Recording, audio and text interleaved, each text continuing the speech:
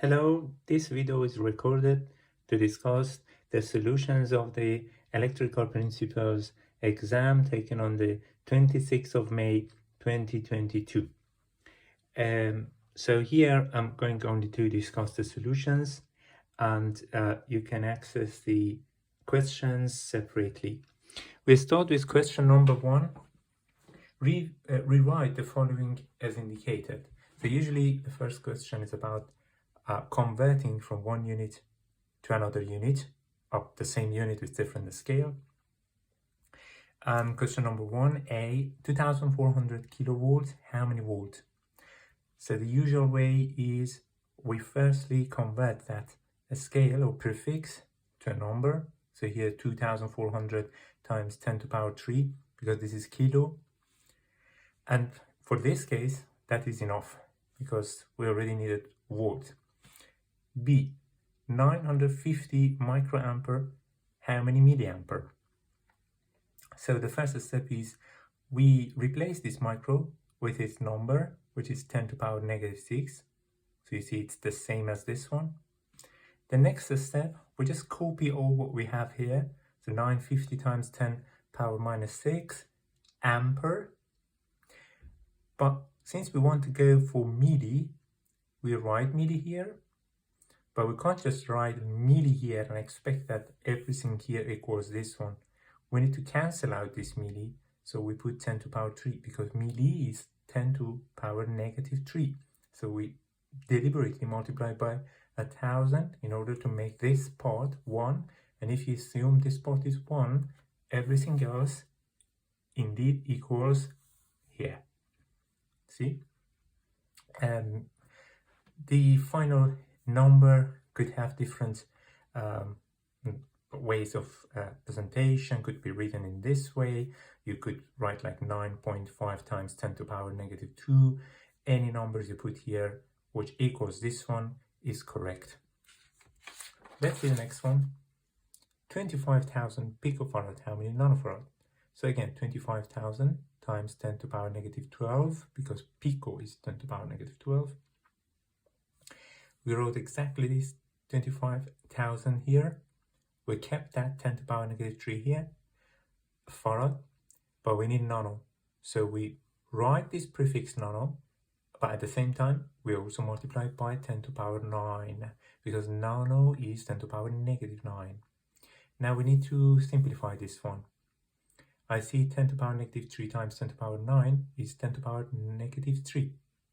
On the other side, 25,000 can be written as 25 multiplied by 10 to the power 3. So you see 10 to the power 3 and 10 to the power negative 3 can cancel out each other because that becomes 1. And the remaining is just 25 nanofarad. D, 4.2 times 10 to the power 3 hertz, how many kilohertz? We just need to copy everything here, put this kilo, and then when you put this kilo here, you need to cancel it. So kilo is actually 10 to the power 3. So I put 10 to the power negative 3, and that's it. Now I need to simplify this one, which is 4.2. E, 0.0005 microhenry, how many picohenry? Again, you write exactly this number here. You replace this prefix with its number, equals. You copy everything you see here on the other side. You see, this is this part, 10 to the power negative 6, Henry.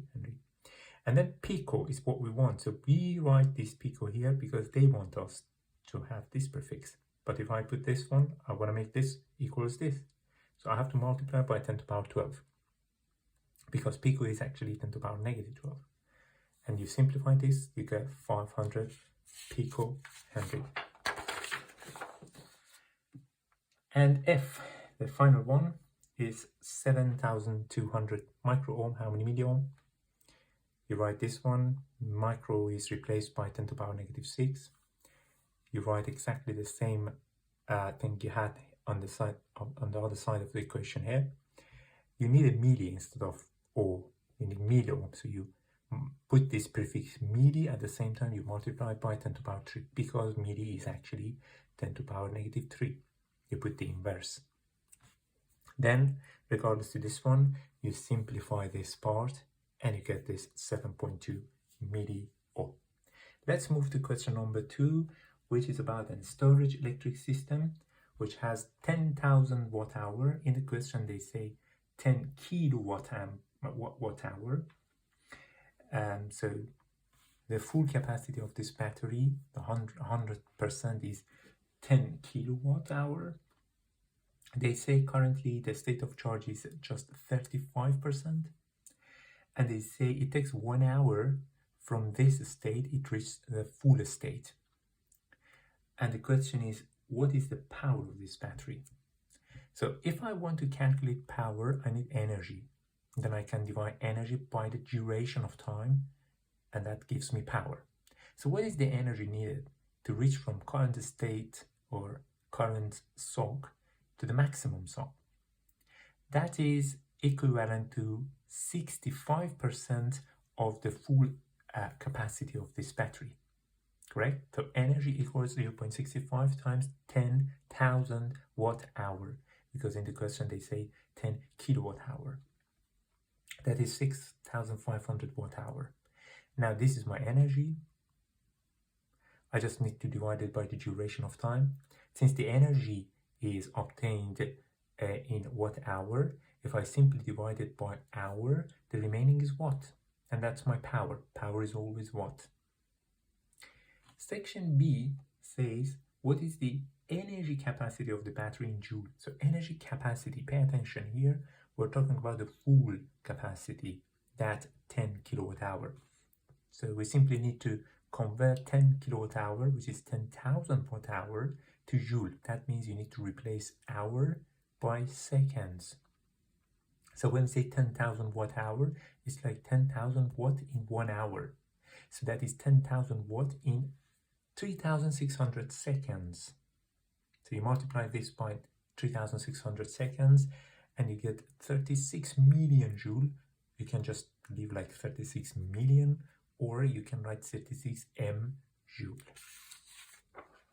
The last section is about calculating the resistance of 100 meter of copper cable having a diameter of 2.5 millimeter, and the resistivity is given. So we know R, or resistance, equals rho L over A, if A is the cross-sectional area. So this is cross-sectional area, not the diameter. Well, in the question they gave us diameter. We need to be very careful. Sometimes the cross-sectional area is already given, sometimes the diameter or radius is given. In this case, we need to calculate this cross-sectional area, pi r squared. R is the radius, which is half of this diameter.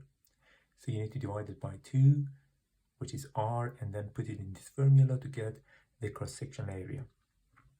Then we use this formula for the resistance. The resistance is resistivity times the length divided by cross-sectional area.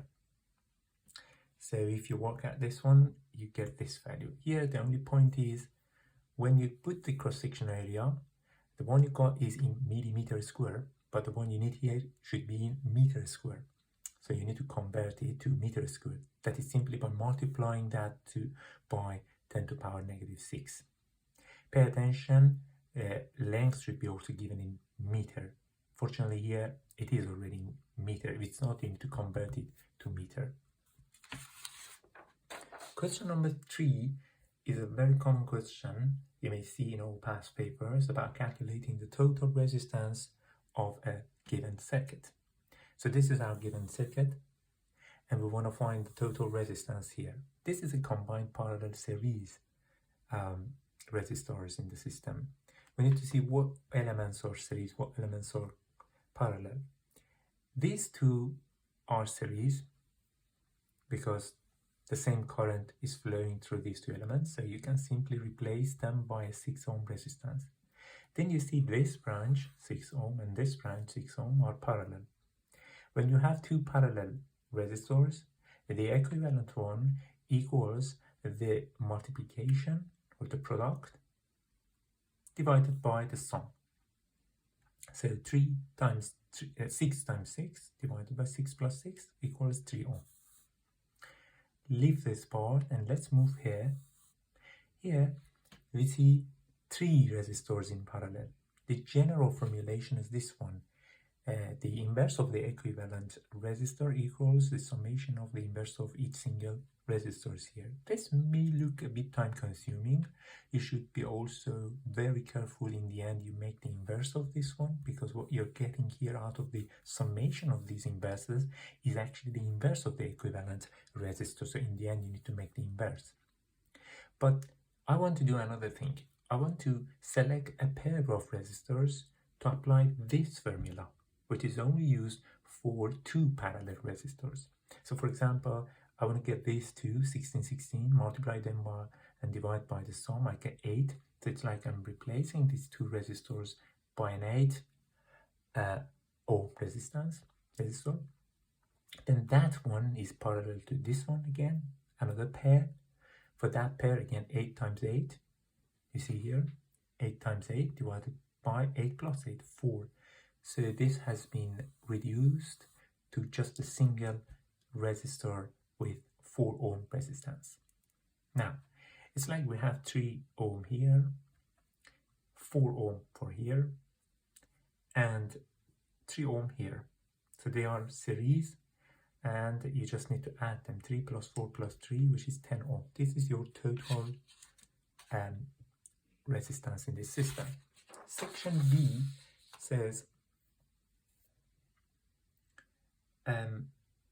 if the voltage of the system is 40 volts, calculate total current. Total current equals total voltage divided by total resistance. They're saying the total voltage should be 40. Fine, 40. And they say that the total resistance is the one that you got from the circuit. You didn't change the resistances. That is what we got in section A, 10 ohm. You put it here, you get 4 amp of the current. Then it says, what is the voltage drop of the resistor 6 ohm?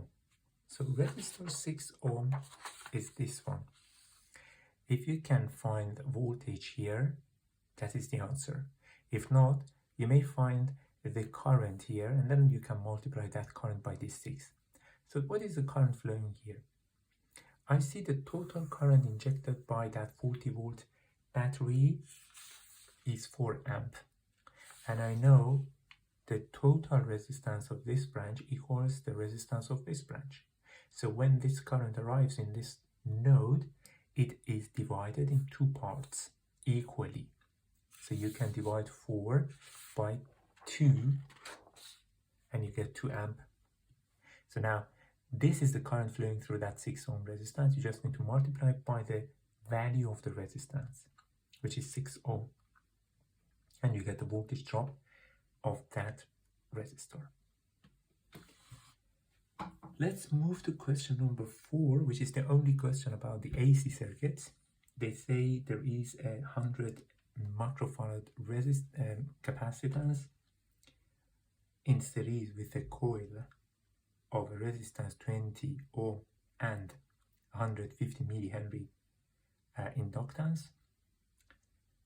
The source is 120 volt battery or supply with 60 hertz frequency. Question number A, or part A, is about the inductive reactance and capacitive reactance. Inductive reactance equals 2 pi FL, and capacitive reactance is similar to this one, but be careful, that needs to be inverse. So it's 1 over 2 pi FC. Now let's calculate the inductive reactance. 2 pi 60 hertz, L is 150 millihenry. Be careful, that is millihenry, so 150 times 10 to the power negative 3. And you can find this. XC instead is 1 over 2 pi FC, so that is 1 divided by 2 pi F, frequency 60. And capacitance is 100 microfarad, so it's 100 times 10 to the power negative 6. You can shift this 10 to the power negative 6 to the denominator. Just change the sign of the power, so that becomes 10 power 6. So if you use your calculator, you can simply divide 1 million by this value, everything here, these 3 terms. you'll get 26.52 ohm. Part B is about the circuit impedance. This is the general formulation for the impedance. It doesn't matter if you deduct XC from XL or XL from XC. It doesn't matter if this value gets negative or positive. In the end, as you're making a square, that is always positive.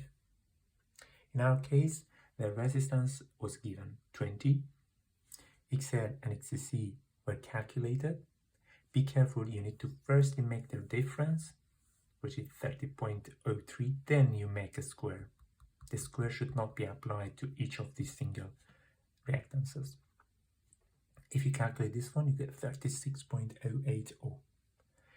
And section C now is about the current flowing in the circuit.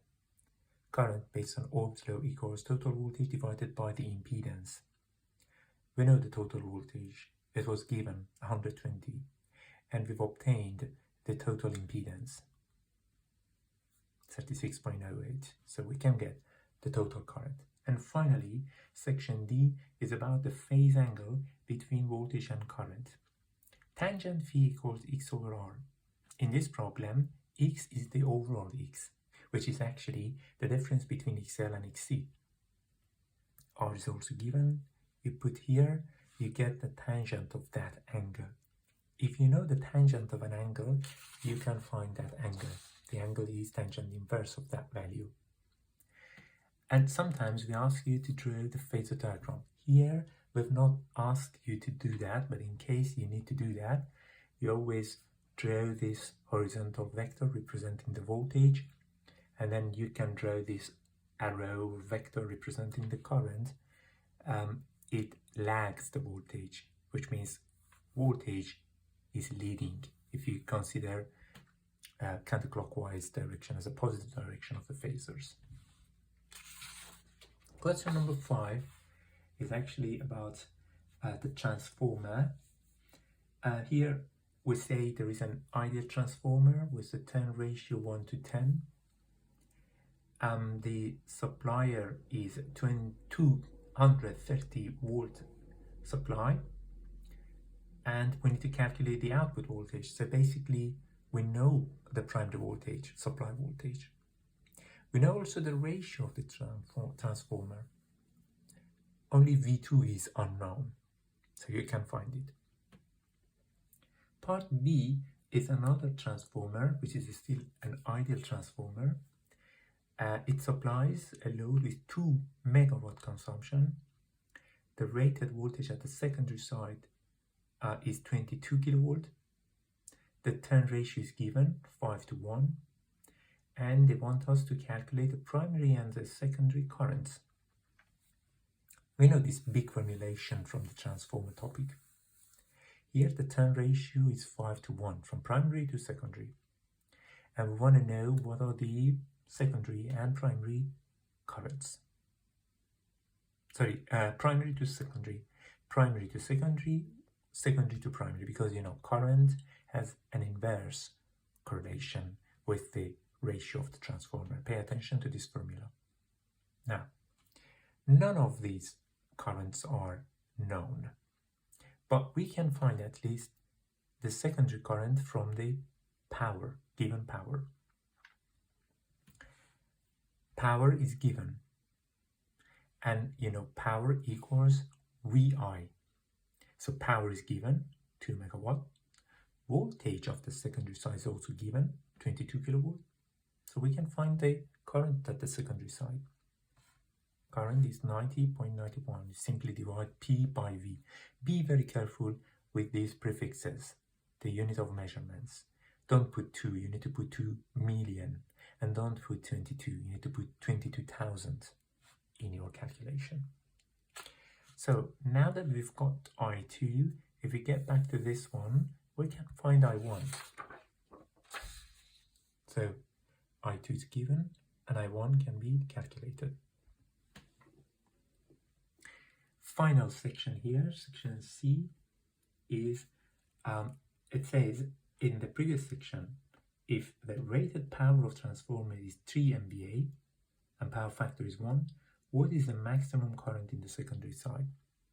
So basically you need to just apply the power definition formula. P equals VI. So I equals P over V. P is 3 MVA, median, and V is still 22,000, so you can find current. Question number 6 says the maximum power dissipated in a 2.5 ohm load is 60 watts when it's connected to a DC voltage with an internal resistance. Calculate the current in the load. So this is the load. Apparently, power of the load is given. So we get back to this one, which is about maximum power theory. But for section A, you don't need this one. For section A, current equals P over V, because P equals VI. P is given. I is not. So P is given, but V is not. But we know V equals RI. Or you can use this formula, P equals RI squared.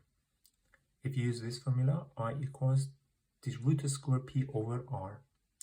I deliberately wrote in this way to prove this one again, if you forgot this one, because you may know the definition of power, P equals VI, but you may not be so sure about this formula. But if you know this one, you can quickly use this formula for this section, because here P is given, 60 watt, R is also given, 2.5, and I is missing. So you can calculate I, and that's it. Section B says, obtain the voltage and internal resistance of the supply. So we need to find this voltage source, the value, and the resistance. If we get back to the original question, they say that this load is consuming power at its maximum. So we have a theory which is called maximum power theory. It says, so maybe in this one it's clearer, power of R2 or even R1 is maximum if they are equal. So in our case, load is 2.5, and they say that is consuming at its maximum. So we can conclude R1, or the internal resistance of this battery, equals 2.5. They should be equal. So for section B, we say R, lowercase r, which is the internal resistance of this battery, equals R load equals 2.5 ohm. Now if we can put this, we can map these values on the circuit, we can find the voltage. There are two resistors. We know the current was obtained in section A, and just this voltage is missing. Total voltage equals total current multiplied by total resistance. So total resistance times total current, and you get the total voltage. Okay, question number 7.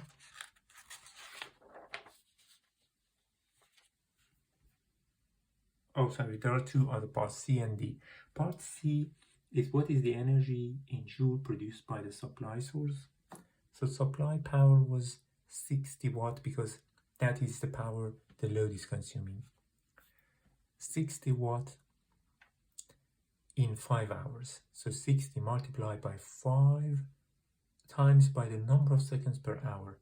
So it's like 60 times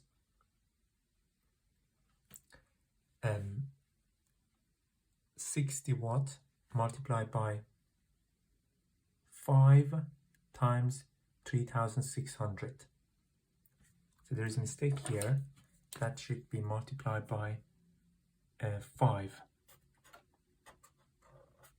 because this is only for 1 hour, but the duration they say is 5 hours. So this has to be multiplied by 5. You need to multiply this by 5. So it's a 5 point something. You can calculate it. So this is wrong. You need to multiply it by 5. That was a mistake there. Part D, suppose the cost of electricity is 25 pence per kilowatt hour. How much is the cost electricity consumed by this load in 5 hours. So it's talking about kilowatt hour, but this is watt. If I multiply it by 5, it is 300 watt hour. We need to convert it to kilowatt hour. If you know how to deal with question number 1, you know how to convert from one unit of measurement to another unit of measurement. Cost is kilowatt hour times cost per kilowatt hour, and you get the total cost. Okay, now we can go to question 7. So there is a circuit, and the question is, by successive conversions between Thevenin and Norton equivalent networks, find the Thevenin equivalent voltage VTH and Thevenin equivalent resistance. So this is my circuit, and this is my load. I need to remove the load. This is the rest of my system. Now, this Thevenin-like portion can be converted to Norton. You just need to replace the voltage source with a current source and make these resistors parallel. You see, this is, and the amount or the value of this current source equals this voltage divided by this resistor. You do the same for this middle branch. Now, if you look at this part with these two Norton circuits, you can say the total current injected to this node is 3 plus 2. And the total resistance can be obtained by replacing these two resistors, which are parallel, with an equivalent one. So the total current is 5 amp, and the resistance here is the parallel equivalent value. Then this can be replaced by a Thevenin equivalent one. How? You just replace this constant current source with a voltage source and make this parallel resistor series. The value of resistors always remain the same. You see, from Norton to Thevenin or Thevenin to Norton, resistances don't change. But of course, the value for the voltage here equals this current multiplied by this resistance. So you get 17.14 volt. And you still copy the remaining of the circuit. Next step is, okay, now here you see the two resistors are series, so you can add them, and the two voltage sources can be also added because they are series. Only pay attention to the polarity of the voltage sources. So this injects current in this way because this is the positive polarity, and the positive polarity of this battery is also on the right side. So they boost each other, they can be added. So we added them here, 17.14 plus 6. This is the total voltage, and this is the total resistance. So now I can say VTH is 23.14 and RTH is 5.43. Section B says calculate the voltage drop in the load. Which load? Load is here, so we need to reattach the load here. Voltage drop here can be obtained by voltage divider rule. Total voltage times by the value of resistance here, divided by the total resistance. This is voltage divider rule. You had it in some of your lecture notes. So VD can be obtained by replacing these parameters with their values, and you have the answer. Section C, calculate the power dissipated in the load and the maximum value it could get. This formula is the best you could use here. In general, but if you don't want to calculate current, because in the question, you know the voltage of the load, not the current. So what you can do is, you can replace this current by V over R based on Ohm's law. If you do so, pay attention, I is square, so everything you replace for I should be a square. So that is V square over R square. Then R square, R, you can remove one of them and that becomes R. It's like you obtain a new formula. The other way to answer this question is, firstly you obtain current, then you go to use this formula. In the end you get 24.06 watt as the total power of this in this load. And it says what's the maximum it could get. This is missing here. So the maximum value it could get, the maximum value this load will get when the resistance of the load equals this resistance. Okay, so we should say that this happens when R load equals 5.43 ohm. Okay, and now you can use this formula, for example, and you say P max equals V2 over R, which is now you can't use this one because you don't know what is this voltage actually. This is the voltage for the previous scenario, so I can't put 9.81.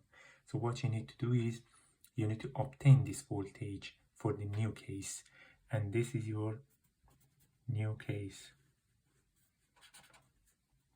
This is your source and 5.43, and this is 5.43, and this is your source, which is 23.14. So do all the things you did in section B to obtain current here. Basically divide the total voltage by the total resistance. Then when you have the total current, you can use this formula to obtain this power.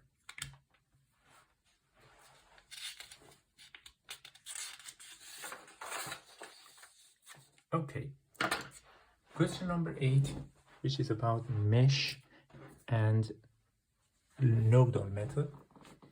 The first part says what are the total principal nodes and principal loops. We see only 2 principal nodes. You can't say this is also a principal node because the voltage here is known. And for this branch, if you swap these two, the middle node can have a known voltage, so it cannot be a principal node. It's a dependent node. So 2 principal nodes. What about principal loops? You can identify 3 principal loops. So your answer is nodal method will have fewer equation variables compared to the mesh method. Section B says now choose either of these methods, mesh or nodal, and analyze this. We decided to go for nodal method because it has fewer equations. And we jump into this matrix representation because it's quicker. You make these matrices. It should be a 2 by 2 coefficient matrix because there are 2 equations. There are actually two principal nodes. You put this vector of the voltages and a vector of the constant current sources. We can start from this one. These values can be got from the circuit. So this represents constant current source injected to node 1. Node 1, this from this one, so this is 25 divided by 5. It's like you're replacing this with its Norton equivalent circuit, you know. And what is the constant current source injected, constant current injected to node 2? That is 25 divided by 1, so 25 divided by 1. Now, for the coefficients, node 1, 1 means node 1. you need to put conductance, all conductances connected to this node. So this is the inverse of the resistances. For node 2, you put here 1/8, 1/4, and 1/1. For the non-diagonal elements, you need to see what is the conductance between those two nodes and put here with a negative sign. For example, between node 1 and 2, there is 8 ohm. The conductance is the inverse, so 1/8. And don't forget the negative sign. In order to solve this, we use determinates. So firstly, you can simplify those numbers. And then you use the determinates. So for V1 and V2, denominator is always the determinate of the original coefficient matrix. So the exact coefficients. While for the nominator, if you go for V1, the first column of the original coefficient matrix has to be replaced by the current sources.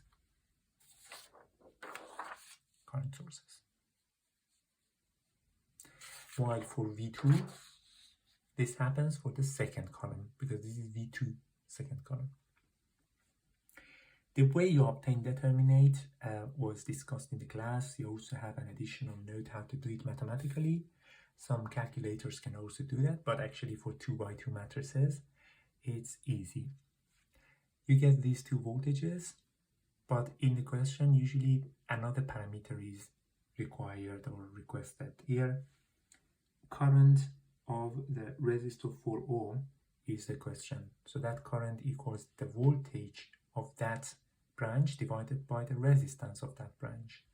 The voltage is actually V2 and the resistance was 4 ohm, and you get this total current flowing through that 4 ohm resistance. And this is the last question of this exam. Thank you for watching.